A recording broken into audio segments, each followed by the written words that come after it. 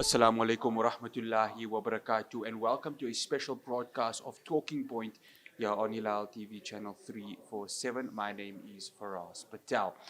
Of course, Hilaal TV has been covering the 5th Global Conference for the Solidarity of Palestine. And today I have a very special guest. I'd like to welcome Dr. Basem Naim. He's the former Minister of Health and he's, of course, a senior leader within Hamas. Dr. Naim, Assalamu alaikum wa rahmatullahi wa barakatuh. It's a عليكم real honor to السلام host you. عليكم السلام ورحمة الله وبركاته. Dr. Naim, let's talk about this conference. The outpouring of support that you have received from the community of South Africa, the relationship that South Africa shares with Palestine and the people of Gaza. I mean, that is something that is worth being proud of, isn't it? Thank you very much. We believe that Israel, as a project of the big super colonial powers, is standing and able to continue based on two pillars. The first one is the internal powers, economy, army, intelligence. And the second one, and equally important, is the international support and international coverage. Therefore, on the other side, our resistance on the ground, our commitment to our homeland, our resilience of our people in all of Palestine, and in particular in the case of Gaza, need the other pillar of this international support and solidarity campaign. And I think who have chosen South Africa, Johannesburg, to be the hosting country for this the fifth edition of this international global convention of solidarity with Palestine, has really did the right decision at the right place, because we feel that South Africa have a special position in our struggle. For decades, there was always a special relations between South Africa and Palestine in the positive and on the negative side. On the positive side, that we have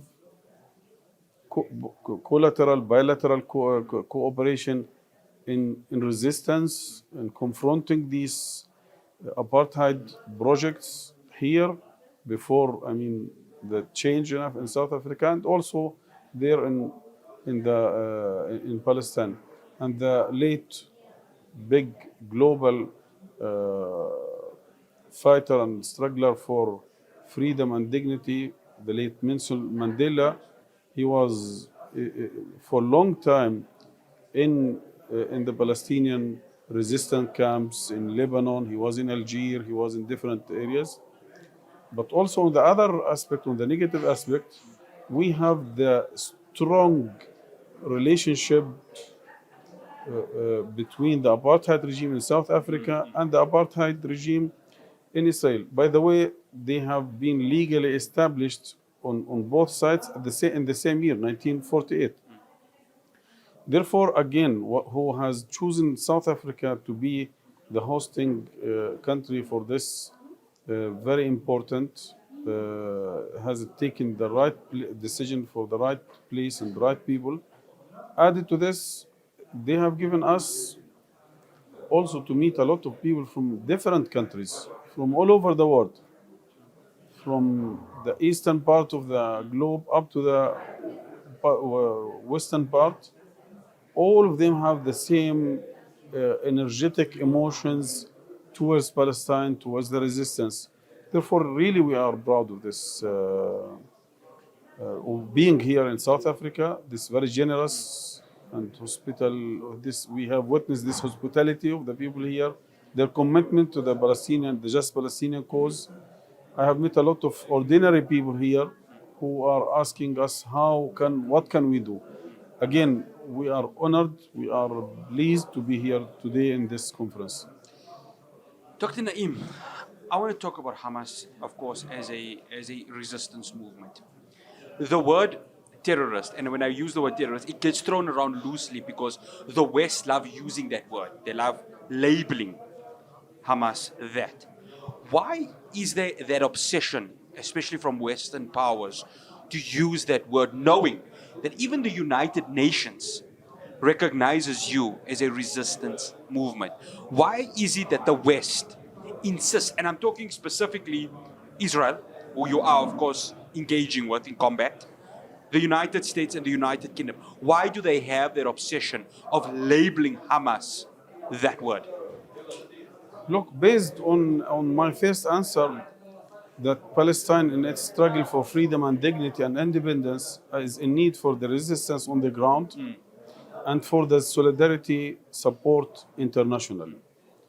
Maybe they are not able to undermine the resistance on the ground. They have tried by repeated aggressions against Palestinians, massacres every now and then in Gaza, in the West Bank, in Jerusalem, even in the diaspora, decades of massacring of Palestinians. But they have failed to undermine the resistance. And generation after generation, we are struggling and fighting. But they know that this struggle, this resistance, now we are talking about Hamas, is also in need for the international support to nominate an organization as a terror organization, to declare it as as a terror organization. It makes it extremely difficult for Hamas to contact people around the world to present our just cause, and also it makes it very dangerous and very difficult for a lot of people around the world to contact us. I mean, anyone who wants to support the resistance, who wants to support the just cause of Palestine, he will be afraid to contact because he might be harmed or attacked by the Zionist lobby somewhere because he is, between brackets, supporting terrorism. But here I have to remember or remind a lot of people that the late Nelson Mandela, when he fought for the dignity and freedom of South Africa, he was also labeled as a terrorist. Yes. Well, he was on the United States list till 2008. He visited the United States with a special visa because he was still on the terror list. Yes. Therefore, again, these are some of the tools these super colonial powers using in order to suppress the will of the people, free people, to resist the occupation or the apartheid regime, or to undermine their capability to spread this idea of resistance against their colonial ideologies. Dr. Naim, before we go to the break, I mean, when Israel started in 1948, of course, they had two, and I'm going to use it, terrorist organizations, because it's actually been labeled, even the United Nations labeled that. The Haganah, right, and the Stern Gang. We saw them, of course, carrying out bombings of the King David Hotel prior to 1948. Do you feel that that double standard is something that pains the people of Palestine, because they could do it in order to establish the land of Israel by doing these bombings, but when the resistance movement in Palestine, namely Hamas in Gaza, are doing it, then it's an act of terror? Is that something that pains the Palestinian people, or is it something that fuels you to continue the resistance against the occupation? Look, Akhi, when we talk about double standards, I think we decline a lot the crime of these people, how they are dealing with our just cause. Yes. Maybe in some other cases, somewhere here around the world, it is double standard. Yeah. But in our case, it is not double standard. They are dealing with Israel as a state above the law, as a rogue state, as a spoiled boy who can do anything without and enjoying all the impunity. They are massacring our people for decades. The United States have used veto in the Security Council more than 70 times to protect this spoiled boy, their project. Therefore, it is not about double standards. They believe that they are the chosen people, the supreme ethnicity, and the others are the servants of these people. And therefore, one of their goals is dehumanization of Palestinians, not to put them at the same level of others. I think it is too light when we talk about double standards. I think after this aggression in Gaza, I'm sure the world will find great difficulties to talk about international humanitarian law or international human rights somewhere else, Yes. because we have witnessed how these big countries, how they have witnessed that these laws and rules and regulations have been smashed under the bulldozers of the Israeli army. I think this is part of their Yes. ideology and Yeah. politics. After the break, I continue my conversation with Dr. Basem Naim. Do stay tuned to Talking Point. Welcome back. I'm in conversation with Dr. Basem Naim, a senior leader within Hamas. Dr. Naim, I want to go to October the 7th, of course, the military operation. When that happened, obviously the outcry of the West was it was a terrorist attack. When I read uh, media reports, that's what they labeled. Does the world now need to understand that after years and years and years of occupation, especially the open air prison camp that is Gaza, that this had to happen? And also that the targets were never innocent civilians, because that is what the West is claiming. So, can you talk about that, please, Dr. Naim? First of all, we are talking about an act of defense. Someone who was occupied for 75 years, besieged, suffocated for 17 years under this Israeli siege, supported by the Western countries, he has the right all the time, at any time, to use all the available tools and means, including the armed resistance, to get rid of this occupation, to get rid of the. And this is guaranteed by the international law.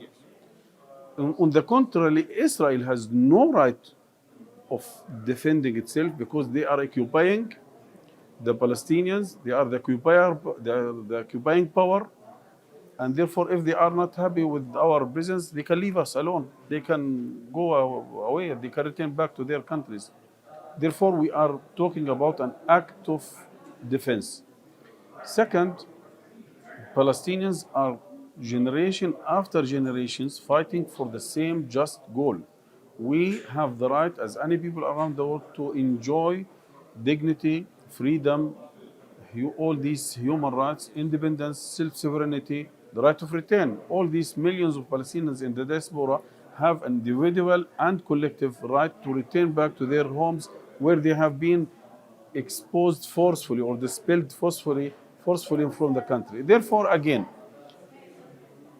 it is the time to understand that all their attempts, years after years, to massacre the Palestinians, to smash them, to squeeze them in the Gaza Strip, in the West Bank, have failed to convince the Palestinians to surrender. And therefore, we are watching that Palestinian generation after generation, they are struggling, maybe more committed than before. This is on one side. The second, October 7th was very important to send a strong message that all the attempts of Netanyahu to convince the countries in the region and a lot of countries around the world that he can make peace with Arab countries, the so-called Abraham Accords, and sign peace agreements or normalization agreements, bypassing the Palestinians. Why should we pay any price for the Palestinians? We can ignore them, neglect them. October 7th have put a card on the table that no force on earth can ignore the Palestinian, can ignore the just Palestinian cause, and can bypass the Palestinians. I think this is the most important message. But when we talk about details, we have talked to all diplomats, mediators, UN journalists, that what the Israelis have doing today in Al-Aqsa Mosque, taking over of Al-Aqsa Mosque, closing it in front of Muslims, storming the mosque, performing their prayers. What they are doing in Jerusalem, in Al-Quds, Judaization of Al-Quds, taking the land and the houses of the Palestinians, expansion of settlements, besieging of Gaza, in humiliating our prisoners We are talking about now more than 9,000 prisoners in Israeli jails. Some of them, like Nail al-Baroud, is for 44 years now in jail. This cannot continue, and enough is enough.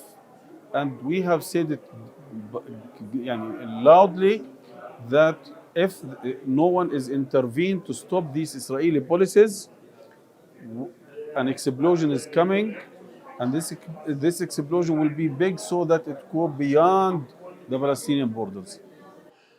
Dr. Naim, we see the bombardment of Gaza, over 15,000.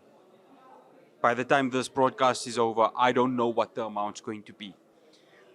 And we see the images, you see it even more, being the leading organization within Gaza.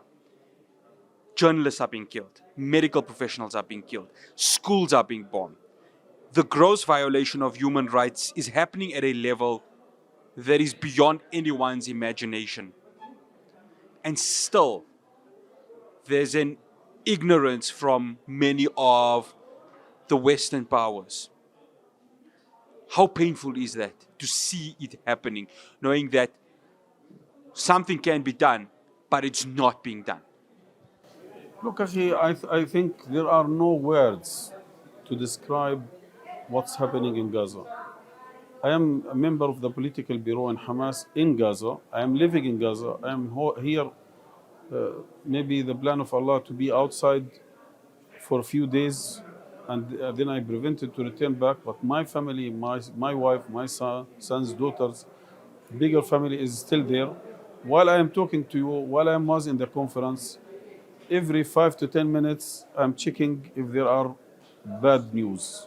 Because 1 hour ago, I got a message from my wife that the house in the next house to their house has been bombarded and they are leaving. This is the third time they are leaving the house, and we have lost part of our family. I think no words can describe the genocide, the ethnic cleansing, what's happening in Gaza.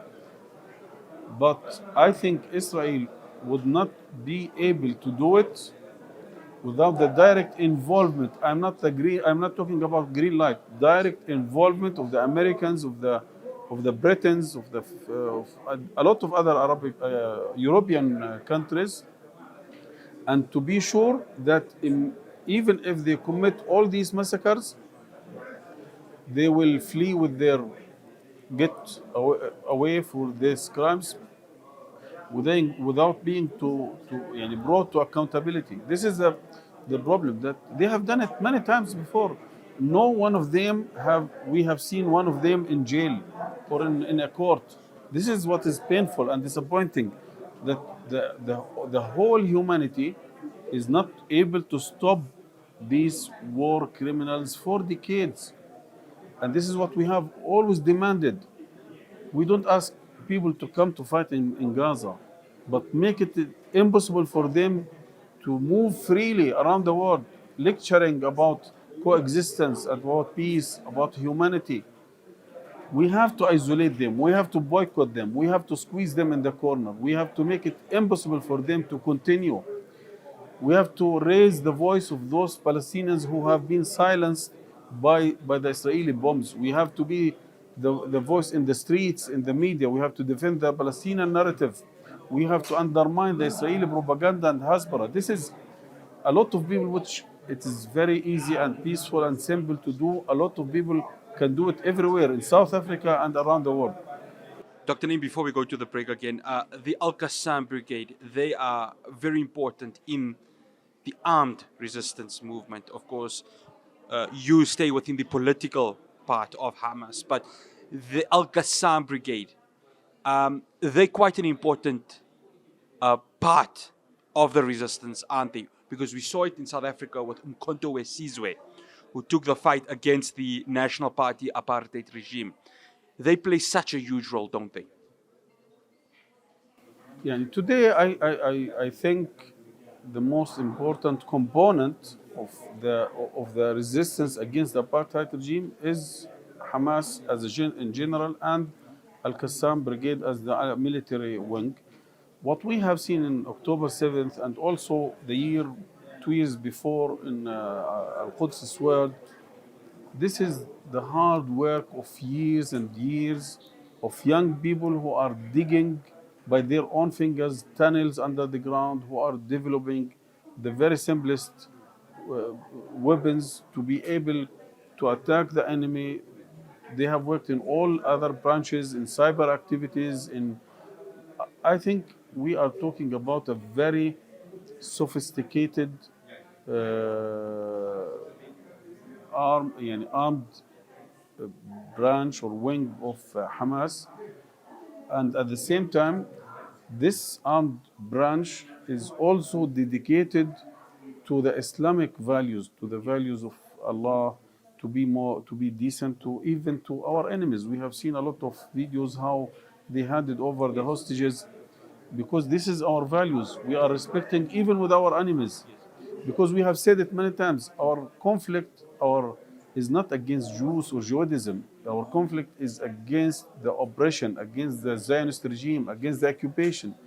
And therefore, this armed wing is preparing for the battle on one side, on one hand, and also committed to the highest values of Islam, of humanity, and how can we build a better future not only for Palestinians but for the whole humanity, because we believe that as long as this cancerous body or project or entity is in Palestine, not only Palestine will continue to suffer, the whole region and the whole humanity will continue to suffer.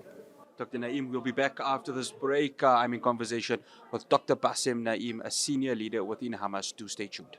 Welcome back to Talking Point. I'm wrapping up my conversation with Dr. Basem Naim.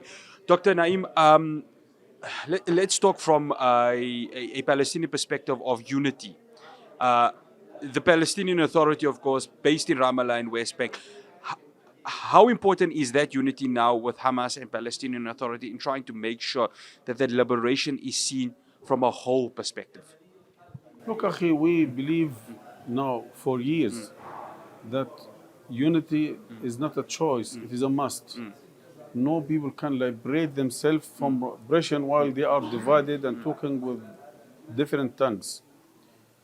Practically, unfortunately, we were not able until now to achieve this unity. But what we are believing, that resistance and exposing this genocidal entity is one of the most important factors to unite Palestinians. Today, if you read most of the polls in Palestine, you will find that 97% of Palestinians are behind the resistance. And 97% are against any negotiations or what so-called peace process with the Israelis, because after 30 years of signing Oslo agreement, what we have got is disastrous. More settlements, more people arrested, Gaza is besieged, Palestinian divided, people are killed on a daily basis in front of more than 500 checkpoints in the West Bank. Therefore, this is the result of so-called peace process. It is a process, but it's not about peace. And lastly, when we have so radical extremist government, some of these ministers in Israel are still labeled terrorists in the United States itself, like Ben Gvir and Smotrich. How can you make peace with these people? Smotrich, the finance minister, this very extremist radical terrorist, he said Palestinians have one of two choices, either to leave the country or to be killed. How can you make peace with someone like this? Therefore, we believe that continue resisting, steadfastness, resilience is the shortest way to reach not only liberation of Palestine and return of the Palestinian diaspora, but also the unity of all Palestinian peoples behind the resistance. Dr. Naim, Qatar has, of course, been one of those countries that have been brokering the peace. They've come out and said that there has to be war crime charges against Benjamin Netanyahu. How much now do other Arab countries or Arab leaders now need to step up and voice that same call for the unity within those Arab leaders for it to happen? Are you confident do you believe that all Arab leaders can stand up in one voice? Look, Akhi, I think Qatar has not brokered peace. They have brokered The truce, yes. a Yes. truce and exchange of prisoners. But this is not about peace and it was indirect. We haven't met at any time with the Zionists. Uh, what you have asked, these are two different topics. Yes, each country, each institution, each NGO, even individuals have the obligation to bring these Israeli war criminals to the courts and to accountability at the national level here in South Africa and somewhere else, and at the international level. This is the duty and the obligations of a human being to be a human, not to live, not to let them move freely. Regarding the second part, are Arabs going to talk in one tongue? I doubt it. Unfortunately, after 56 days of bombardment and killing and massacring, Arabs and Muslims and all the human beings around them were not able to stop genocide or to bring some water into Gaza. The humanity failed in Gaza. Arabs failed in Gaza. The Muslims failed in Gaza. And we are not talking about bringing armies or weapons to fight in Gaza, but we are talking about bringing some food and some medicine and some water and some fuel. Therefore, we doubt that they are going to talk in one tongue when it comes to the just cause of Palestine. Dr. Basem Naim, South Africa has been a very strong in their opposition against Israel. We've seen President Cyril Ramaphosa saying that there has to be war crime charges instigated. The African National Congress has said the same thing. The global South, they're making quite a noise, aren't they? And that's something that Palestinians can look towards and say, at least there's a part of the world that is standing up against Israel. Yes, sure. I think not only today, but for years and years, we have witnessed this very important political stances in South Africa. We have witnessed the civil society movement in South Africa. We have observed even ulama, religious people from even different religious groups, Muslims, Christians, and Jews in South Africa. I think South Africa will continue to have a special place in the hearts of all Palestinians because of these very progressive and advanced stances. Okay, we might look for more against the apartheid regime, and we believe that maybe the only people who can understand exactly what we are suffering of are the South Africans. Therefore, we are expecting more and more, but really we are very thankful for South Africa, the President Ramaphosa, the government, the parliament, the NGOs, the religious people. But we hope to see more actions, more steps to isolate this entity as much as we can, to undermine their capability to exist or to continue, especially massacring the people, to isolate them at the international level in the big UN bodies. And we have witnessed the great efforts of South Africa to avoid that Israel will get the so-called full membership of the EU. EU, yes, yes. South Africa, with some countries in the continent, they have United Nations, yeah. yes, they have done a lot of jobs to prevent Israel from having the EU membership. Thank you very much for all this generosity and hospitality and the great support from South Africa. I mean, it's always a pleasure. Dr. Naim, one final question. The liberation of Palestine, inshallah, we all make dua that it comes very soon. But as Hamas, how close do you think it is? I know Allah subhanahu wa ta'ala has the final say. He is the best of planners. But as a resistance movement, do you feel now it's becoming even more closer? Look, Akhi, October 7th has made it, maybe if you asked me the same question before October 7th, I would say it could be difficult. It might take a lot of time. But after October 7th, I believe it is very soon. Inshallah. It could be very difficult, painful. We might have to sacrifice a lot, but we are on the way. Ameen. And we, inshallah, we will reach it soon. And I hope Al Hilal TV will make Inshallah. the next Inshallah. interview in Al Quds Inshallah. Ameen. with each other to pray in Al Ameen, in Al Ameen. Aqsa, And inshallah. we make salah in Masjid Jazakumullah Al-Aqsa, khairan. inshallah. Ameen. Jazakumullah. Dr. Basem Naim, shukran so much for making the Please. time for us. We really appreciate it. And inshallah, we hope to speak to you soon, as you say, in a Inshallah. liberated Palestine. Inshallah. Ameen. Thumma Jazakumullah ameen. khairan. Ameen. Thumma ameen. Assalamu alaikum wa rahmatullahi wa barakatuh. That is Dr. Basem Naim, of course, a senior leader within Hamas. From myself, Fahraaz Patel, this has been a special broadcast of Talking Point. Assalamu alaikum wa rahmatullahi wa barakatuh.